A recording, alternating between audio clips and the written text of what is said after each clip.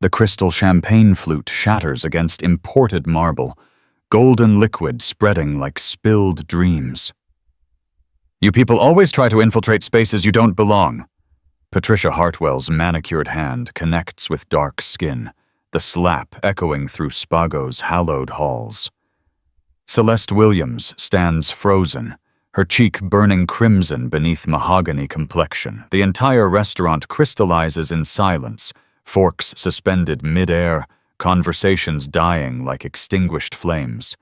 Baccarat chandeliers cast harsh shadows across the handprint blooming on her face. Patricia's diamonds catch the light as she raises her chin. "Security! Get this woman out of my sight!" Her voice cuts through jazz melodies like a blade through silk. A young diner slowly lifts an iPhone, Instagram Live beginning its viral journey.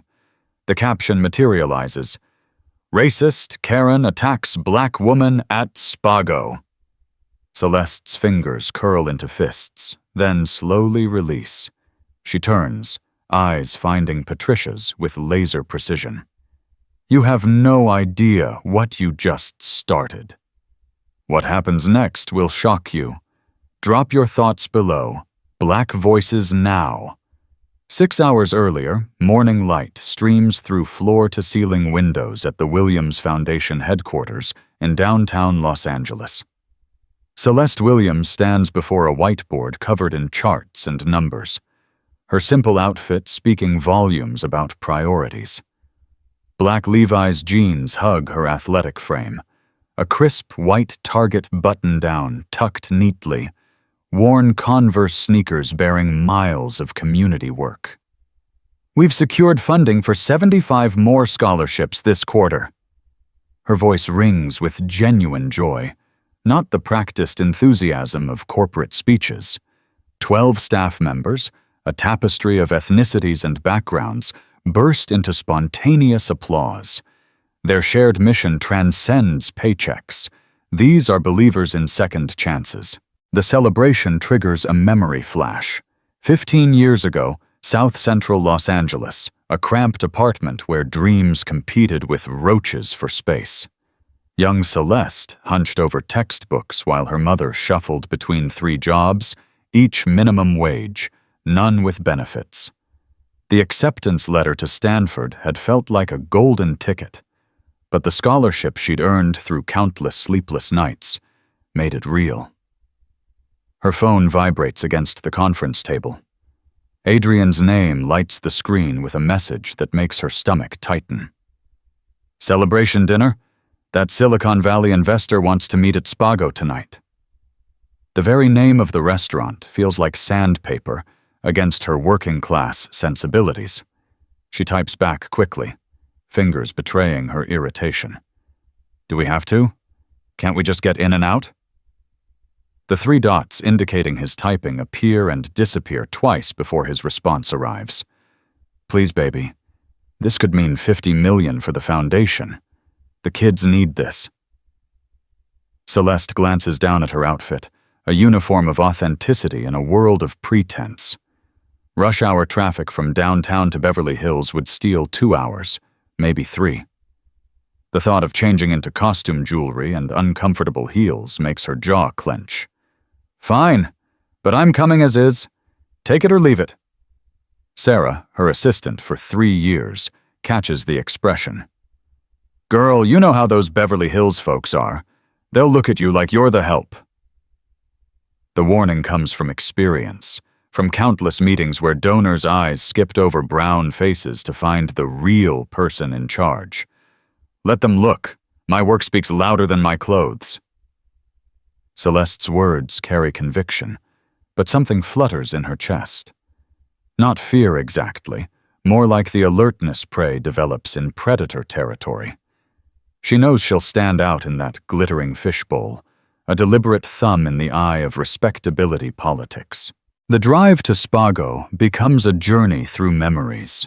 5:30 traffic crawls past billboards selling impossible beauty standards, each blonde model a reminder of who belongs and who intrudes. NPR drones from the radio about another study confirming what black women live daily. Research shows African American women face discrimination in upscale establishments at rates 3 times higher than... She punches the button, cutting off statistics she embodies. Adrian's face floats through her mind, those early days when potential outweighed profit. They'd met at a tech conference 5 years ago, she pitching education initiatives to bored venture capitalists, he debugging code on a laptop held together with duct tape. "You're the only real person in this room full of sharks," he'd said, and something in his eyes made her believe. 3 years of dating, 2 years of marriage, and still she keeps her finances separate like armor. Every dollar the foundation spends comes from grants she writes, donations she secures, galas she organizes. "I built this before you. I'll maintain it without your money," she'd told him on their wedding night, and he'd understood. The media calls them a black power couple, but she hates how the label erases her individual accomplishments. 6:15 arrives too quickly. The valet at Spago looks at her Honda Accord like it's a spaceship from another planet, confusion creasing his forehead. 20-year-old luxury cars get more respect than her practical sedan. "I'll park it myself, thanks," she says, keeping the keys like a lifeline. Through the restaurant's glass doors, she glimpses another world. Ferraris and Bentleys and G-Wagons cluster like expensive pets waiting for their owners. The air itself seems to cost more here, perfumed with privilege and possibility denied to most. She takes a deep breath, squaring shoulders that have carried heavier burdens than disapproval. "It's just dinner," she whispers to herself, but the words feel hollow. 3 hours max. For the kids who need those scholarships. For futures that depend on Adrian charming millions from another tech bro who thinks charity is a tax write-off. Her feet carry her forward, each step a small act of revolution. The Accord's keys dig into her palm, a talisman against the storm she feels building in her bones. The hostess at Spago's entrance possesses the kind of beauty money manufactures: platinum extensions, veneered smile, Botox smooth forehead that can't express the disdain her eyes communicate perfectly. She scans Celeste from head to toe, cataloging every deviation from acceptable presentation. The assessment takes 3 seconds and reaches a verdict that reshapes her entire demeanor. "Are you here for a pickup order?" The assumption drips from perfectly glossed lips, relegating Celeste to service class without hesitation. The hostess's French manicured fingers hover over the takeout iPad, ready to process what surely must be a mistake. Rich people don't wear Converse to Spago. Rich people don't drive Honda Accords. Rich people don't look like Celeste Williams. "I have a reservation." "Williams." Celeste keeps her voice neutral, a skill honed through countless microaggressions. She watches the hostess tap the screen with exaggerated slowness, as if giving Celeste time to admit the obvious lie. The woman's face cycles through confusion, disbelief, and finally a constipated resignation when the system confirms what shouldn't exist. "Oh, Mr. Williams' table. He hasn't arrived yet." The pause before Mr. stretches like taffy, sticky with implication. "Would you prefer to wait at the bar until your party arrives?" The suggestion aims to hide Celeste from the main dining room, to minimize the disruption her presence creates in their carefully curated atmosphere. "I'll take my table, thank you." Celeste doesn't move toward the bar, forcing the hostess to choose between causing a scene or doing her job. The woman's smile tightens to breaking point as she plucks a menu from the stand. "Right this way, then." Her tone suggests she's leading Celeste to execution rather than appetizers. The walk through Spago's main dining room feels like parting the Red Sea in reverse. Conversations pause mid-syllable as she passes. A woman in Chanel clutches her purse tighter. A man in Armani does a double take that nearly spills his wine. The whispers trail behind her like toilet paper stuck to a shoe. Who is she? Must be lost. How did she get in? Each comment another paper cut on her composure. Celeste sits at the prime table, back straight as her mother taught her. Dignity costs nothing but pays dividends, especially in hostile territory. The waiter approaches with the enthusiasm of someone approaching a root canal. He sets the menu down without the flourish given to other tables, without the rehearsed welcome spiel about tonight's specials. Still water, please. And bread.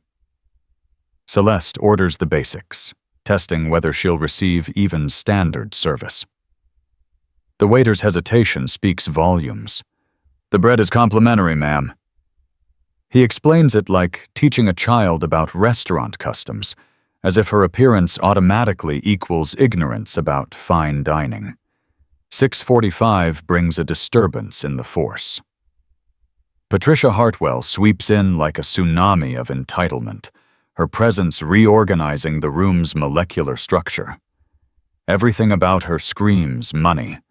The Hermes Kelly bag worth more than most people's cars, diamonds that could fund a small school, hair that costs more to maintain than minimum wage pays. She's flanked by two women who've clearly graduated from the same finishing school of casual cruelty.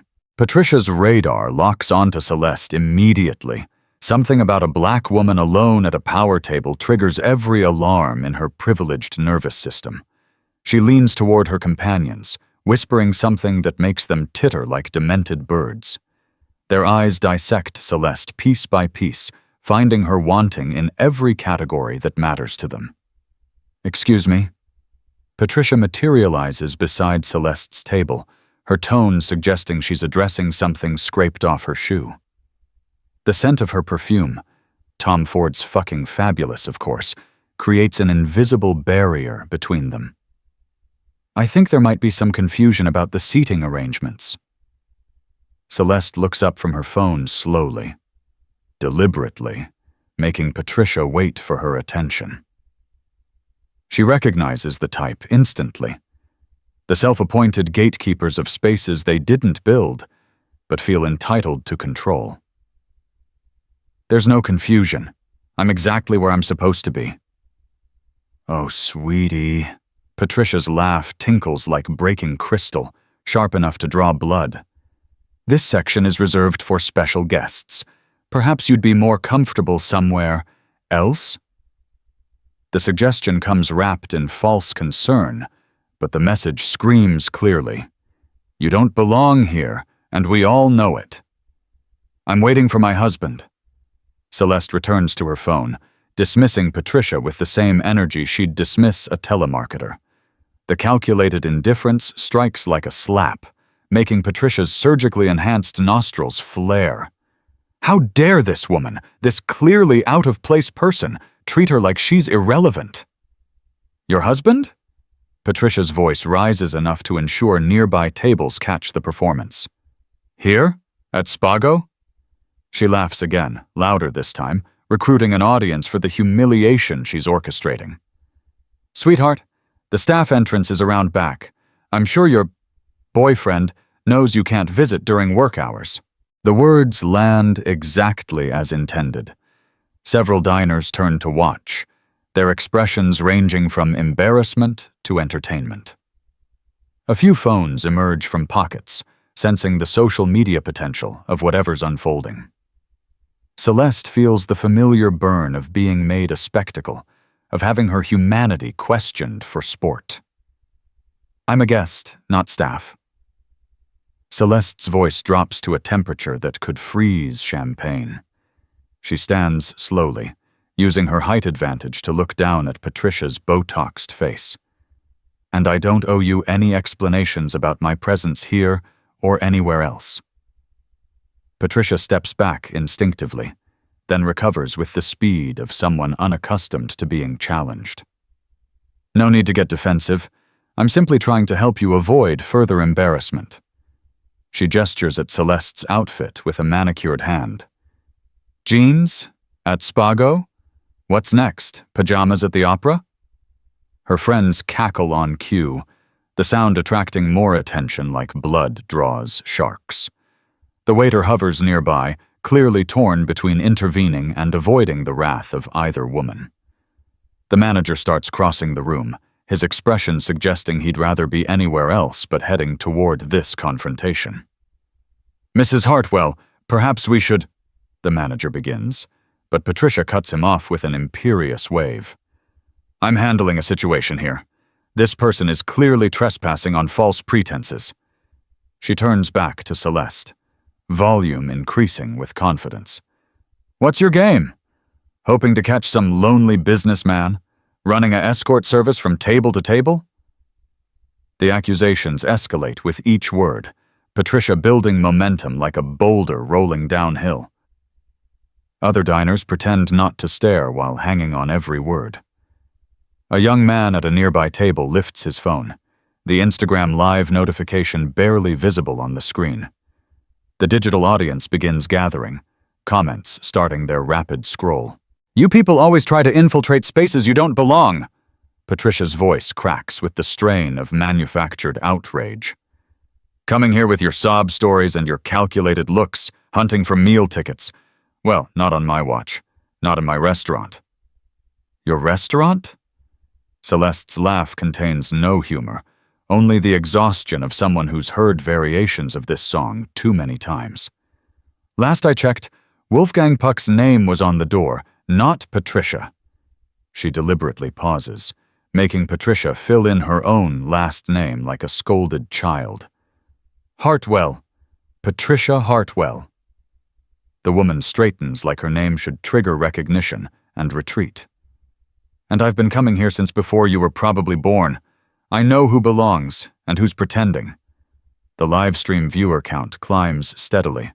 500, 1,000, 2,000. Comments flood in faster than anyone could read.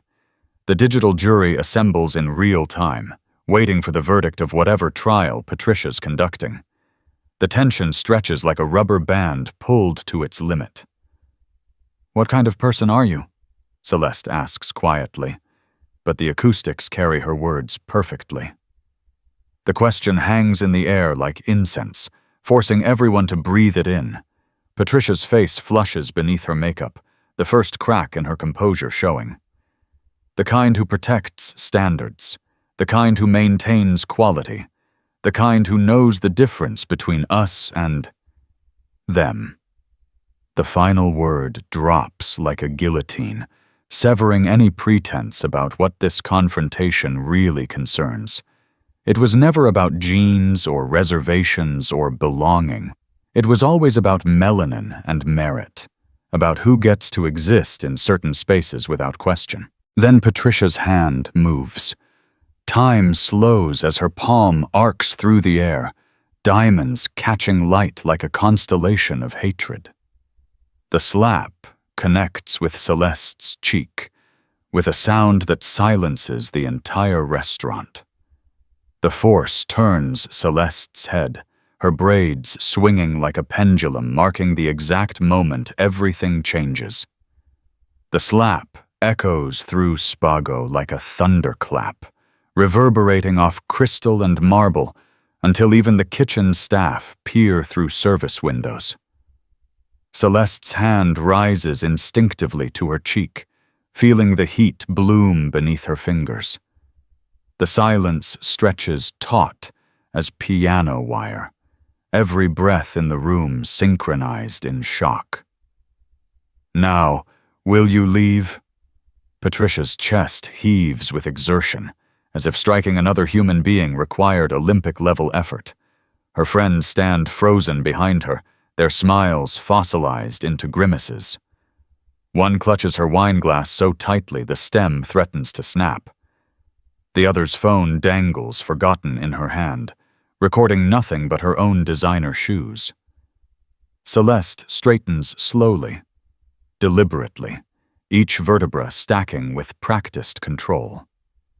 Her eyes never leave Patricia's face as she pulls out her phone. The movement triggers a dozen other phones to rise like periscopes, everyone suddenly desperate to capture whatever comes next.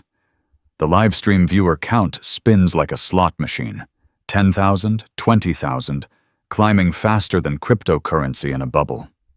Adrian, I need you here, now. Celeste's voice carries the kind of calm that precedes Category 5 hurricanes. She doesn't explain, doesn't elaborate. The silence on the other end lasts 2 heartbeats before her husband's response, inaudible to others but clearly affirmative by the way she nods and ends the call. Patricia laughs, the sound brittle as autumn leaves. Calling your pimp? How predictable. What's he going to do? Demand I pay for services clearly nobody wants? She plays to her audience, feeding off nervous titters from nearby tables. He's probably some desperate loser you're scamming, maxing out credit cards for one night pretending you belong. The manager wrings his hands like Lady Macbeth, calculating lawsuit potentials and Yelp reviews. Security guards materialize from hidden corners, their uncertainty palpable. Do they remove the woman who was slapped, or the one who did the slapping? The social calculus proves too complex for immediate action. 90 seconds stretch like taffy. Patricia fills the silence with increasingly desperate provocations. Nothing to say now? Where's that attitude? You people always get bold until consequences show up.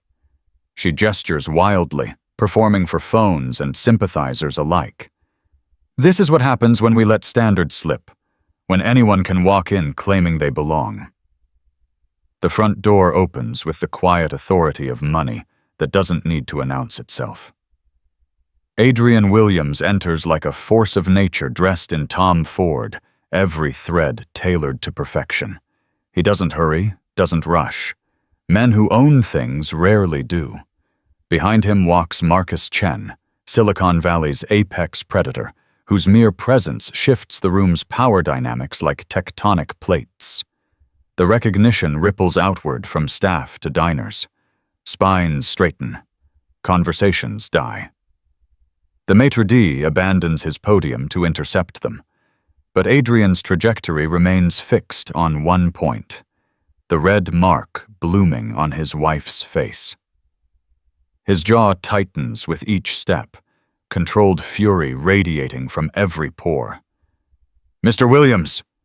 The manager practically teleports across the room, sweat now flowing freely down his temples. I assure you we're handling this situation. The words die as Adrian passes him without acknowledgement, his focus laser-locked on Celeste. Patricia's friends recognize him first, their whispered, "Oh shit," carrying in the silence. One fumbles for her phone, frantically Googling what her memory can't quite place. The other takes an involuntary step backward, her heel catching on nothing but her own fear. Patricia herself remains oblivious, too deep in her performance to notice the tide turning. Celeste. Adrian's voice carries centuries of controlled rage wrapped in silk. He doesn't touch her yet, reading her body language for permission. She nods slightly, and only then does his hand ghost near her cheek, not quite touching the inflamed skin. The tenderness in that almost touch devastates more than any violence could. This is your... Patricia's voice cracks like ice under weight. The word husband won't form, her brain rejecting the impossibility even as evidence stands before her in a $200,000 suit. Her mental math crashes against reality. Black woman plus billionaire equals error. System cannot compute. My wife. Adrian turns to Patricia with the slow precision of a predator identifying prey. The woman you just assaulted. On camera. In front of witnesses. Each phrase drops like a judge's gavel, building the case with surgical precision. The woman whose name is on the reservation you questioned. The woman who belongs here, more than you ever will. The live stream explodes. Comments scroll faster than human eyes can track. The Adrian Williams? Nexus AI founder! She slapped a billionaire's wife. Karen about to catch all the lawsuits. The digital mob assembles with pitchforks made of hashtags and torches of viral shares. Patricia staggers backward, her heel catching on the same nothing that tripped her friend. I thought... The words tangle like Christmas lights hastily shoved in a box. She was dressed... she looked... Every attempted justification dies in her throat, poisoned by its own prejudice. She looked what? Adrian steps forward, Marcus Chen flanking him like a corporate consul. Black? Comfortable? Like she didn't need to perform wealth for your approval? He gestures at Celeste's outfit. These jeans? They've been to township schools in South Africa. That shirt? Worn while building libraries in Mississippi. Those shoes? They've walked through every community her foundation serves.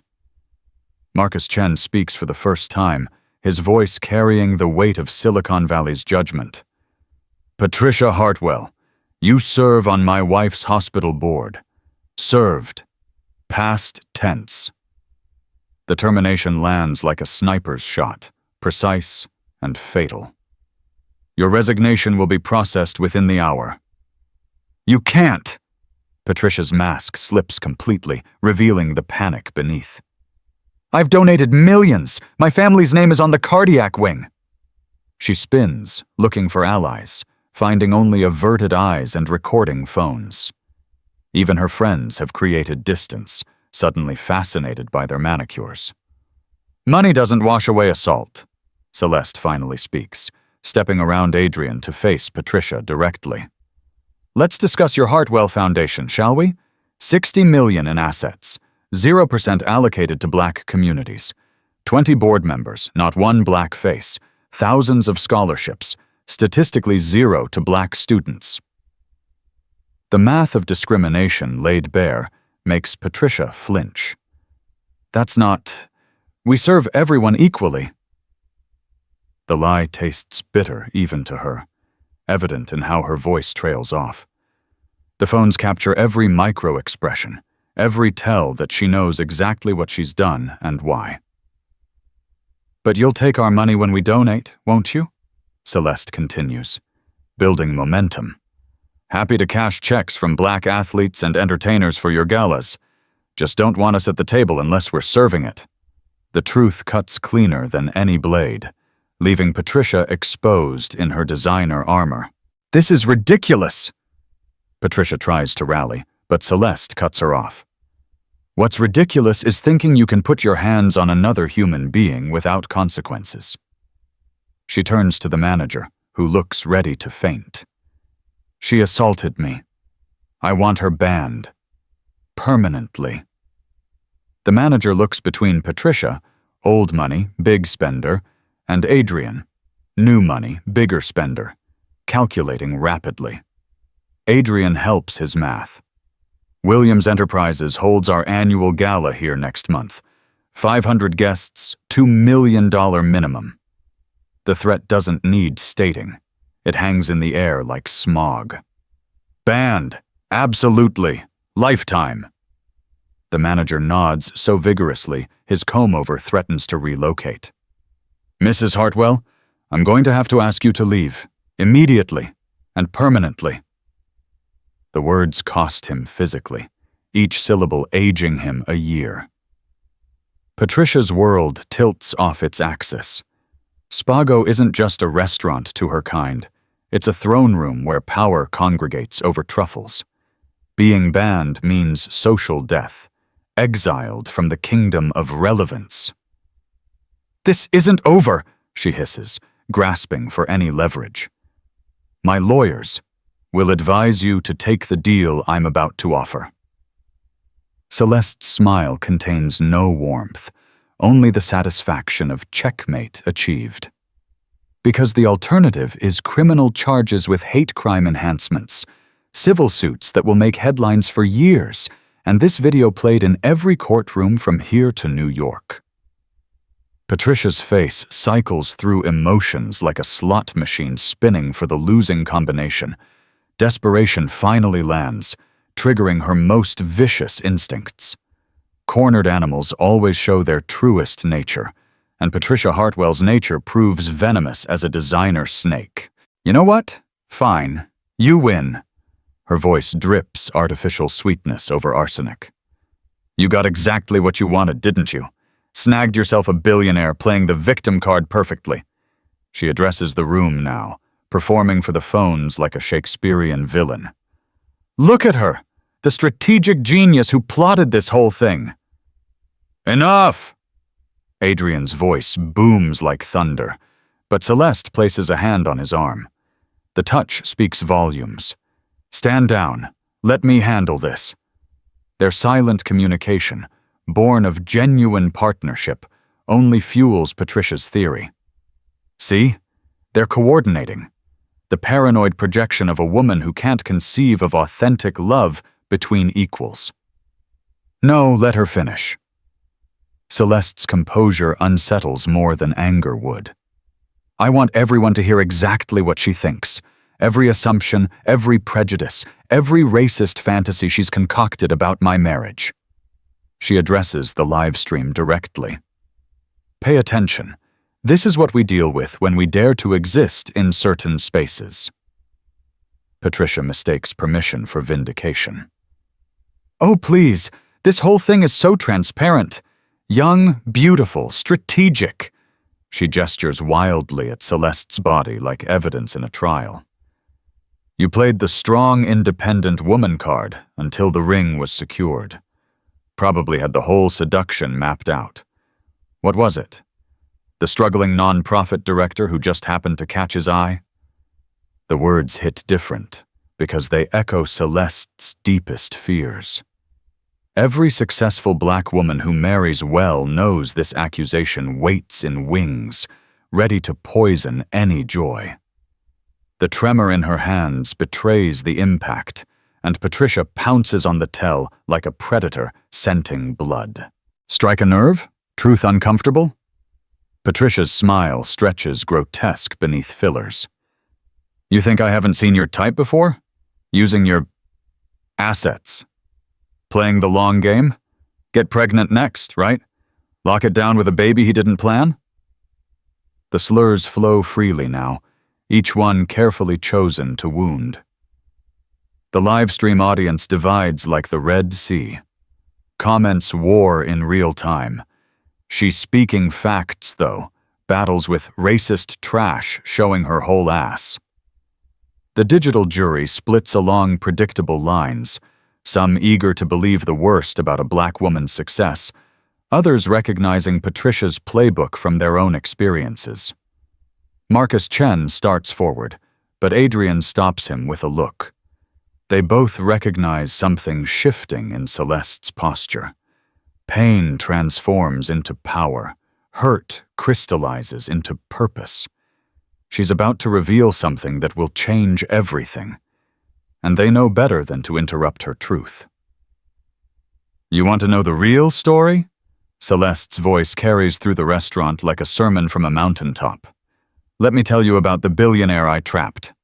She pulls out her phone, swiping to photos buried deep. This is Adrian Williams, 5 years ago, sleeping on his business partner's couch because his first startup failed. 80,000 in debt. Credit score in the 400s. Gasps ripple through the room. This isn't public knowledge, isn't part of the carefully crafted success story tech journalists love to tell. Patricia's narrative wobbles on its foundation, but she's too deep to retreat. The phones capture every revelation, history being rewritten in real time. I was making $75,000 at my non-profit. I paid for our first dates because he couldn't afford coffee. Celeste scrolls to another photo, her and Adrian hunched over laptops in a cramped apartment. I stayed up until 4 a.m. helping him debug code, used my connections to get him pitch meetings, convinced donors at my galas to give him a chance. Adrian nods slowly, his eyes soft with memory and gratitude. Every word is true. I wouldn't be here without her. She built me up when I had nothing but potential and promises. His confirmation destroys Patricia's gold digger narrative with the efficiency of a controlled demolition. But wait, there's more. Celeste's laugh contains pain transformed into power. When we got married, I made him sign a prenup to protect him, because I never wanted anyone saying I married for money. She produces a document on her phone, the legal language visible enough to be real. Every dollar I spend comes from my salary, every single one. The room tilts on its axis. Everything Patricia assumed, every prejudice she projected, crumbles like ancient parchment exposed to air.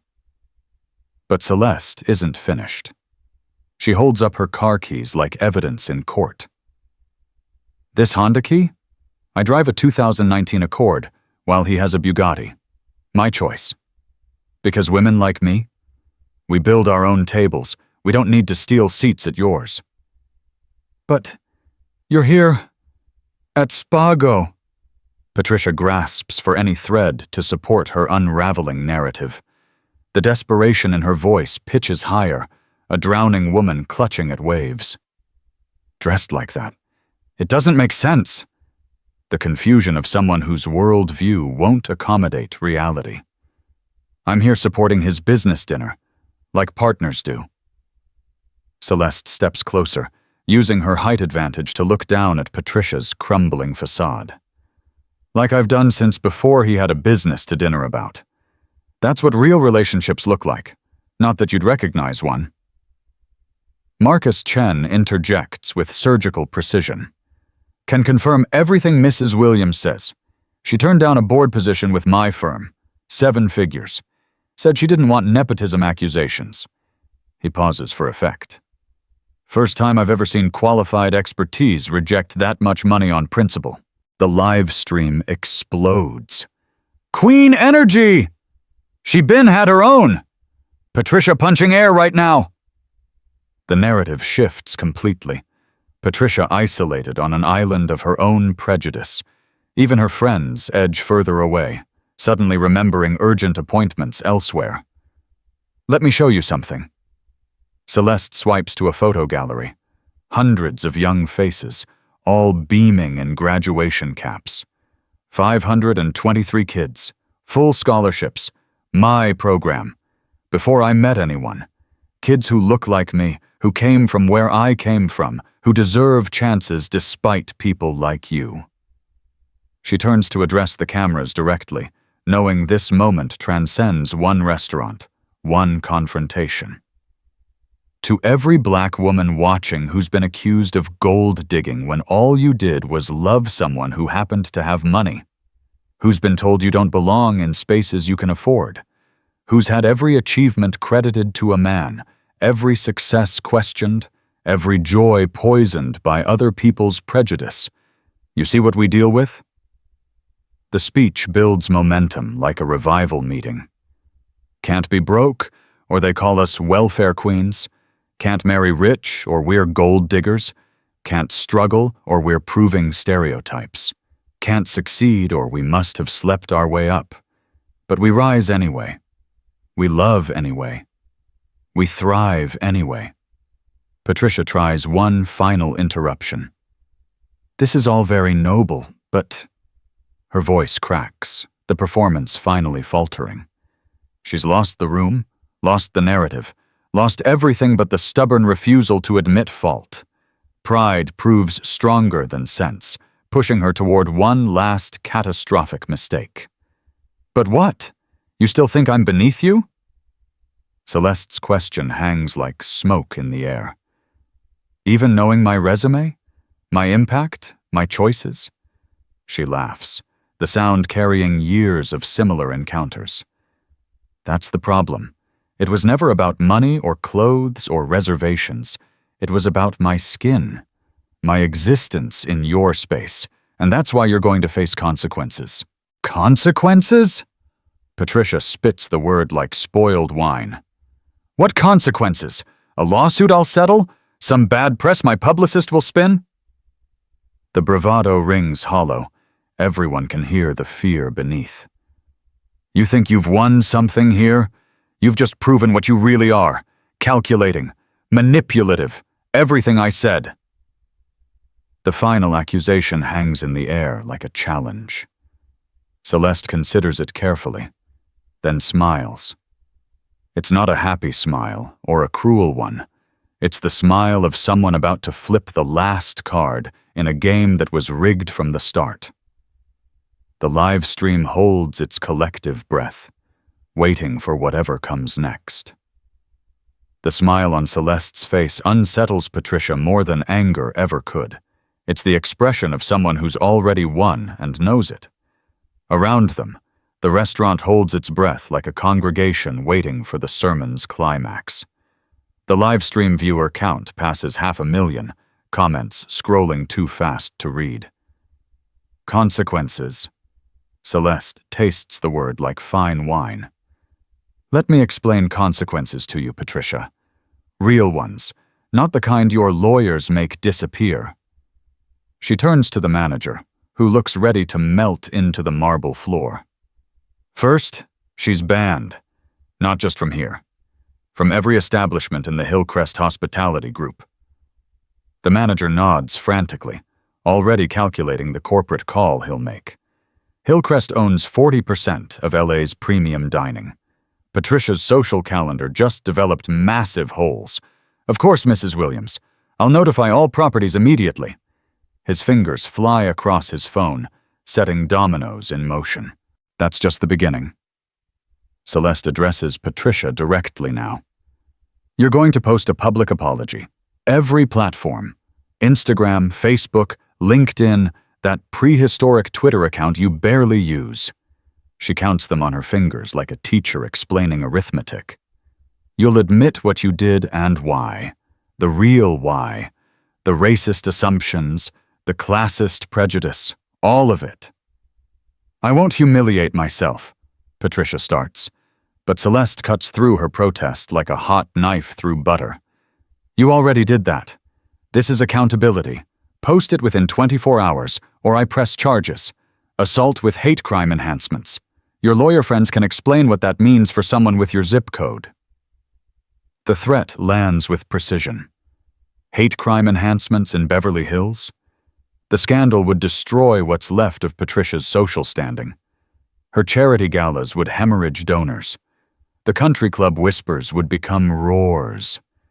She'd transform from society maven to social pariah faster than you could say viral video. Still not enough. Celeste shakes her head slowly. You're going to volunteer. 6 months. My literacy program in Compton. The last word drops like a bomb. Patricia's face contorts with horror. She can't quite hide. Compton? The reaction exposes every prejudice Celeste suspected lurked beneath the Botox. Problem with the location? Celeste's eyebrow arches perfectly.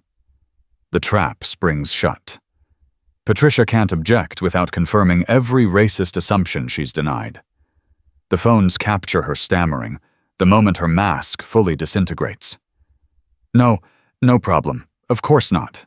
The drive. 7 a.m. Every Monday, Wednesday, and Friday. You'll teach reading to kids who look like me. Eat lunch in homes that look like where I grew up. Maybe learn that humanity doesn't require a Harvard degree or a hedge fund. Celeste pulls up her calendar. You start this Monday. Don't be late, or the video becomes evidence in a criminal trial. Marcus Chen adds his own consequence. The Hartwell Foundation. You're restructuring. 50% of funds redirected to communities of color. Majority diverse board within 6 months. Full audit of past giving to ensure equity going forward. His tone suggests this isn't a request. My accountants will monitor compliance. You can't force me. Patricia's protest dies as she realizes they absolutely can. The video evidence, the witnesses, the public pressure about to descend like an avalanche. She's trapped between humiliation and destruction, forced to choose the lesser catastrophe. Her shoulders slump in defeat. We're not done.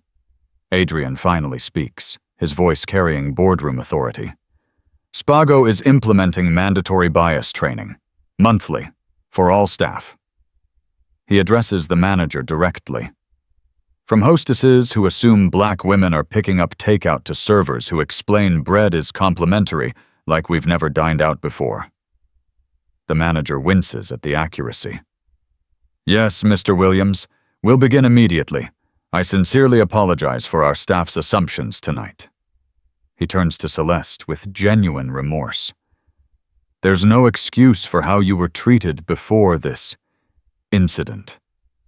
We failed you from the moment you walked in. Apologies mean nothing without change. Celeste's tone remains businesslike.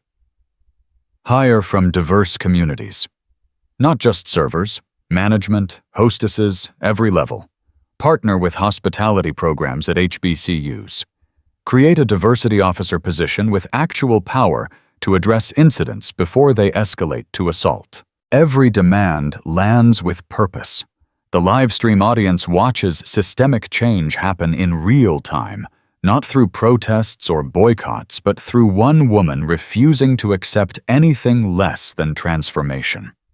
Comments flood in supporting each requirement, promising to hold these businesses accountable. Yes to all of it. The manager agrees without hesitation. He's already calculating how this story will play if they resist versus if they lead. We'll be the model for industry change. I'll personally oversee implementation.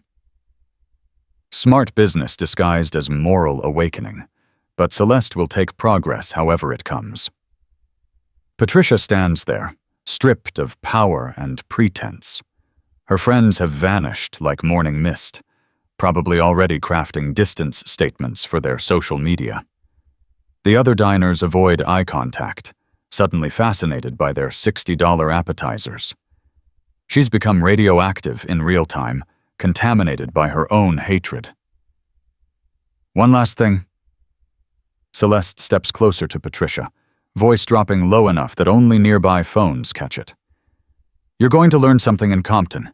Those kids you're so afraid of? They're brilliant, funny, creative, full of potential you can't see because you're blinded by prejudice. Maybe teaching them will teach you something about humanity. Security finally acts appropriately, approaching Patricia with professional firmness. Ma'am, we need you to leave now. They position themselves to escort her out, not as protection, but as enforcement. The power dynamics have completely reversed from an hour ago when they moved toward Celeste. As Patricia is led away, she makes one last desperate attempt. This isn't over. My lawyers will... The doors close on her threats, cutting off her voice but not her defeat. Through the windows they watch her stand on the sidewalk, phone pressed to her ear, probably calling those lawyers who will tell her exactly how over it really is. The restaurant slowly returns to some semblance of normal, though nothing will ever be quite the same. Every person present witnessed a reckoning, participated in history whether they wanted to or not. The servers move differently, more carefully, newly aware of their assumptions. The diners whisper, but now about consequences rather than conformity. Celeste finally sits back down at her table. The water she ordered arrives promptly, with the bread she shouldn't have had to request. The waiter's hands shake slightly as he pours, understanding shifting in real time. Ma'am, I want to apologize. For earlier. For assuming. For all of it. His voice carries genuine remorse. Don't apologize. Do better. Celeste's response comes without malice, but with expectation. Every day, with every guest, that's how change happens. Not in grand gestures, but in daily choices. She takes a sip of water, letting the moment settle. Around her, phones slowly lower as people process what they've witnessed. The show is over, but the real work has just begun. Stand with us. Share if you've faced discrimination. Your story matters. Change happens when we speak up. Black voices now. 3 months dissolve like sugar in rain. The Watts Community Center buzzes with controlled chaos as children's voices bounce off painted concrete walls. Patricia Hartwell stands before a whiteboard, her designer clothes replaced by practical khakis and a simple cotton blouse. Chalk dust decorates her manicured nails like badges of transformation. Sound it out, Destiny. You've got this. Patricia encourages a 7-year-old girl whose braids remind everyone of young Celeste. The child furrows her brow, focusing on letters that dance before gradually settling into meaning. Wednesday. Destiny's triumph lights up the room brighter than any chandelier at Spago. Celeste observes from the doorway, monthly check-in disguised as casual visit. Patricia notices her presence, and something passes between them. Not friendship, never that, but perhaps understanding. After class, as children scatter like freed birds, they talk in the empty classroom that smells of erasers and possibility. The kids, Patricia starts, then stops, searching for words that don't sound like performance. They're not what I expected. The admission costs her, visible in how her shoulders tense. Old habits die hard, but they do die. They're brilliant, every single one. Destiny reads 2 levels above grade now. Because someone believes in her. Celeste's response carries weight. Imagine if they all had that. Imagine if people like you saw their potential first, not their circumstances. She lets the lesson land without cushioning. Growth requires discomfort, and Patricia has lifetimes of comfort to shed. I want to continue. After the 6 months. Patricia's announcement surprises them both. Not because I have to, because she struggles with vulnerability, this woman who armored herself in privilege for decades. Because I was wrong. About everything. And maybe teaching them teaches me something I should have learned long ago. Meanwhile, across the city at Nexus AI headquarters, news streams on multiple screens. Spago slap leads to industry revolution. 30 major restaurants implement bias training. Williams Foundation Legal Fund wins landmark case. Employees gather around monitors, watching their CEO's wife change the world one lawsuit at a time. The legal fund she established has represented over 300 discrimination cases in 90 days. Servers, hostesses, valets, service workers who faced daily degradation now have pro bono representation that makes businesses think twice. The ripple effects spread beyond California, copycat funds emerging in New York, Chicago, Atlanta. Change scaled through courage and capital combined. Evening finds Celeste and Adrian at home, sharing Chinese takeout from containers. The Honda Accord still sits beside his Bugatti in their garage, a testament to choices that transcend checking accounts. Any regrets?